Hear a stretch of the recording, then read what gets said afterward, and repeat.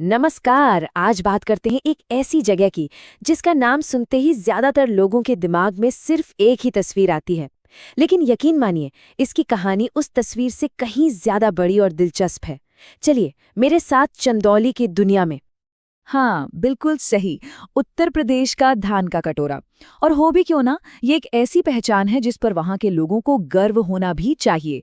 पर सवाल ये है कि क्या चंदौली की पूरी कहानी बस इतनी सी है, या फिर इस नाम के पीछे और भी बहुत कुछ छिपा है? देखिए, ये नाम कोई हवा में नहीं आया है। गंगा नदी का आशीर्वाद है इस जमीन पर। इसकी जो उपजाऊ मिट्टी है ना, वो धान की खेती के लिए जैसे बनी ही हो। और इसी वजह से चंदौली आज पूरे राज्य का एक बहुत बड़ा एग्रीकल्चरल हब है। तो ये जो धान का कटोरा वाली पहचान है, ये तो कहानी का बस पहला पन्ना है, समझ लीजिए। आज हम मिलकर वो पन्ने पलटेंगे जो अक्सर नजरअंदाज कर दिए जाते हैं। वो कहानियां जानेंगे जो खेतों की मेड़ों के पार हैं। पहला भाग, दो चेहरों की भूमि, मैदान और पहाड़ियां, अतीत और वर्तमान। चंदौली को अगर सच में समझना है ना, तो इसके इन दो बिल्कुल अलग अलग चेहरों को देखना पड़ेगा। एक ऐसी जगह जहां जमीन का भूगोल और वक्त का इतिहास दोनों मिलकर एक बहुत ही अनोखी कहानी गढ़ते हैं। अब देखिए, चंदौली का भूगोल ही कितना दिलचस्प है। एक तरफ उत्तर में है गंगा के हरे भरे मैदान, एकदम सपाट उपजाऊ जमीन जो खेती के लिए किसी वरदान से कम नहीं। लेकिन जैसे ही आप दक्षिण की तरफ बढ़ेंगे, नज़ारा पूरी तरह बदल जाता है। जमीन उबड़ खाबड़ होने लगती है और आप पहुंच जाते हैं विंध्य की पहाड़ियों और घने जंगलों के बीच। मतलब एक ही जिले में दो अलग अलग दुनियाएं। और यही दोहरापन ही तो चंदौली की असली पहचान है। हाँ, ये बात सही है कि चंदौली को एक अलग जिले का दर्जा तो 1997 में ही मिला। लेकिन ये मत समझिए कि इसका इतिहास नया है। अरे नहीं, इसका इतिहास तो सदियों बल्कि हजारों साल पुराना है। वाराणसी के इतने करीब होने का मतलब था कि ये जगह हमेशा से ही बहुत महत्वपूर्ण रही। मौर्य साम्राज्य से लेकर मुगलों तक और फिर भारत के स्वतंत्रता संग्राम तक हर बड़े दौर ने इस जमीन पर अपनी गहरी छाप छोड़ी है। महात्मा गांधी का करो या मरो का नारा 9 अगस्त 1942 को धनापुर की सीमाओं तक गूंज उठा। सोचिए जरा, आजादी की वो लड़ाई, उसकी आग यहाँ भी उतनी ही तेज थी। ये सिर्फ इतिहास की किताब का एक फैक्ट नहीं है, ये इस बात का सबूत है कि इस मिट्टी के लोगों में आजादी का जज्बा किस कदर था। और उस जज्बे की कीमत चुकाई इन वीरों ने। हीरा सिंह, मंगू सिंह, रघुनाथ सिंह, ये सिर्फ नाम नहीं है। ये वो हीरो हैं जिन्होंने देश के लिए अपनी जान तक दे दी। धनापुर थाने पर तिरंगा फहराने की हिम्मत, उसकी कीमत अपनी जान देकर चुकाई। आज भी धनापुर में बना उनका स्मारक उनकी उस बेमिसाल बहादुरी की कहानी सुनाता है। चलिए अब इतिहास के पन्नों से निकलकर चलते हैं चंदौली के कुदरती खजानों की तरफ। और ये खजाने छिपे हैं उसी दक्षिणी पहाड़ी इलाके में जिसकी बात हमने अभी की थी। हमारा अगला पड़ाव, प्रकृति के गुप्त अभयारण्य, चंद्रप्रभा वन्यजीव अभयारण्य। इस सैंक्चुअरी की कहानी भी बड़ी दिलचस्प है। पता है, एक जमाना था जब इसे एशियाई शेरों के दूसरे घर के तौर पर चुना गया था।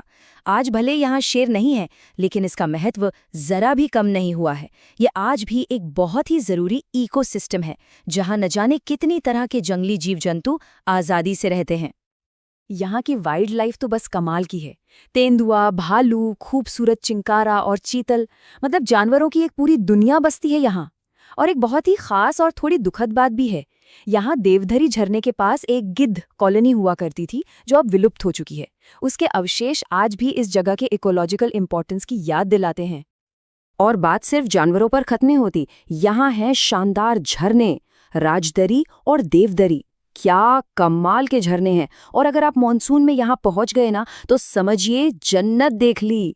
जब ये अपने पूरे जोर पर होते हैं तो चारों तरफ हरे भरे जंगलों के बीच इनका नज़ारा बस देखने लायक होता है। यहाँ के जंगल भी कोई आम जंगल नहीं है, ये तो कुदरत का खजाना है। सागौन और साल के बड़े बड़े पेड़ों के अलावा यहाँ महुआ और जामुन जैसे फल भी खूब मिलते हैं। और सबसे बड़ी बात, यहाँ आयुर्वेद की कई कीमती जड़ी बूटियां जैसे मूसली, अश्वगंधा और सर्पगंधा अपने आप उगती है। मतलब ये एक जीती जागी फार्मेसी है। तो हमने खेत देख लिए, जंगल घूम लिए, लेकिन किसी भी जगह की असली जान तो उसके लोगों में होती है ना? तो अब बात करते हैं चंदौली की आत्मा की, यहाँ के शिल्प, संस्कृति और समुदाय की। यहाँ का सबसे खास हुनर है जरी जरदोजी।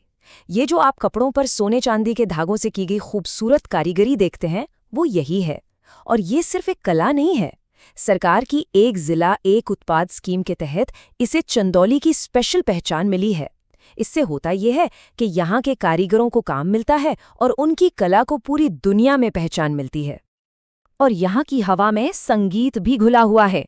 भोजपुरी लोक संगीत जैसे बिरहा और कजरी, ये यहाँ के जीवन का हिस्सा हैं। ये सिर्फ गाने नहीं हैं, ये कहानियां हैं, लोगों के दिल की बातें हैं, जो पीढ़ियों से एक दूसरे को सुनाई जा रही हैं और इस संस्कृति को जिंदा रखे हुए हैं। यहाँ का साल त्योहारों से गुलजार रहता है, चाहे वो बलुआ घाट की भव्य देव दीपावली हो, जिसकी चमक देखने दूर दूर से लोग आते हैं, या फिर नदी किनारे होने वाली छठ पूजा की आस्था। ये सारे त्योहार पूरे समुदाय को एक साथ ले आते हैं। इनसे पता चलता है कि यहाँ की संस्कृति कितनी जिंदा दिल है। तो इतना सब कुछ जानने के बाद मन कर रहा है ना चंदौली जाने का? अगर हाँ, तो चलिए देखते हैं कि वहां तक पहुंचने और घूमने फिरने का इंतजाम कैसे किया जा सकता है। अब बात करते हैं आपकी चंदौली यात्रा की योजना की। देखिए, चंदौली पहुंचना बहुत ही आसान है। सबसे बेस्ट तरीका है ट्रेन। यहाँ का पंडित दीनदयाल उपाध्याय जंक्शन, जिसे हम सब मुगल सराय के नाम से बेहतर जानते हैं, वो देश के सबसे बिजी रेलवे स्टेशनों में से एक है। मतलब देश के किसी भी कोने से आपको यहाँ के लिए ट्रेन मिल जाएगी। बाकी वाराणसी एयरपोर्ट भी ज्यादा दूर नहीं है और सड़क के रास्ते तो ये मशहूर जीटी रोड पर ही है। अब बात आती है रुकने की। तो यहाँ भी आपके पास दो तरह के ऑप्शन हैं। अगर आप प्रकृति प्रेमी हैं, जंगल और झरनों के पास रहना चाहते हैं, तो सैंक्चुरी के अंदर या उसके पास बने फॉरेस्ट रेस्ट हाउस से बेहतर कुछ नहीं। और अगर आपको शहर वाली सुविधाएं चाहिए, तो मुगल सराय और आसपास आपको हर बजट के होटल्स और गेस्ट हाउस आराम से मिल जाएंगे।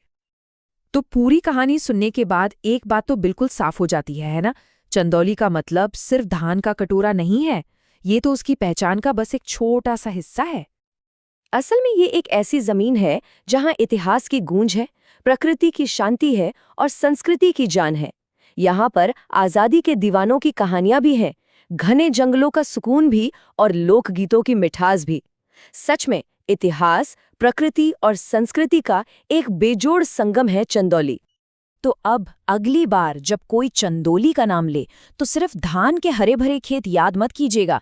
याद कीजिएगा इसके जंगल, इसके झरने, इसका इतिहास और इसकी कला। और फिर सोचिएगा कि धान का कटोरा, वन्य जीवों का घर, इतिहास का गवाह, इन सब के अलावा इन खेतों से परे और क्या-क्या खोजा जा सकता है।